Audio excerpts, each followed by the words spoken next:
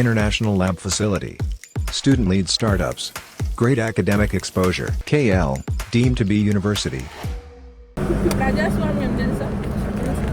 అంటే మనని రూల్ చేసేవాళ్ళు, లేకపోతే మనకు కావాల్సిన మన పాలసీస్, లేకపోతే మనకు కావాల్సిన మనం ఎలా ఉండాలి. ఇప్పుడు స్కూల్ 7:30 నుంచి 12:30 ఉండాలి.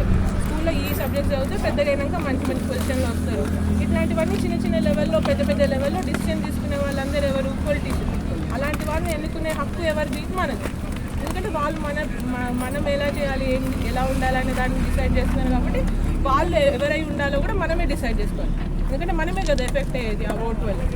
సో ఆ ఓట్కి ఉన్న ఇంపార్టెన్స్ తెలియజేయడానికి మనం ఓటర్ అవేర్నెస్ క్రియేట్ చేస్తాం. సరేనా? అండ్ థ్యాంక్స్ మీ అందరికీ. మన ములుగు డిస్ట్రిక్ట్కి వచ్చి అవేర్నెస్ క్రియేట్ చేయడానికి ఇప్పుడు ముందుకు వచ్చారు. 7 o'clock వచ్చి మీరు కూడా 18 years తర్వాత కంపల్సరీ ఓట్ చేయాలి. అండ్ మీరు ఇంట్లో ఉన్న పేరెంట్స్ అందరికీ, పేరెంట్స్ కానివ్వండి, అన్న అక్క ఎవరైనా ఉంటారు కదా 18 years ఎబో, లేకపోతే నైబర్స్ ఉంటారు, వాళ్ళందరికీ ఓటింగ్ డే ఉంటుంది కదా మనకి. ఎప్పుడు 13th మే రోజు కంపల్సరీ వెళ్ళి ఓటు వేసారా అని వాళ్ళని వెళ్ళి ఓటు వేయమని చెప్పాలి. సరేనా?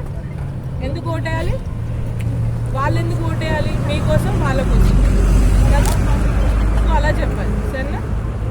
ఓకే, చలో, ఆల్ ద బెస్ట్. ఎగ్జామ్స్ ఎప్పటి నుంచి? ఏప్రిల్ 8.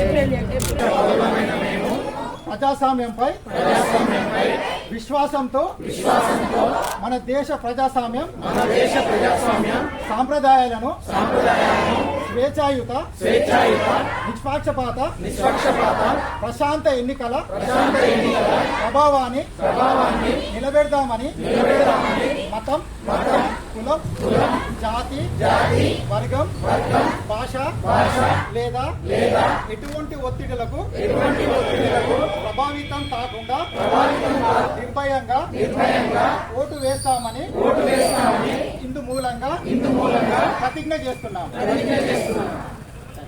మరిన్ని వీడియోస్ కోసం ఛానల్ ని సబ్స్క్రైబ్ చేయండి. లేటెస్ట్ అప్డేట్స్ కోసం వాట్సాప్ ఛానల్ ని ఫాలో చేయండి. అండ్ లింక్ డిస్క్రిప్షన్ లో ఉంది.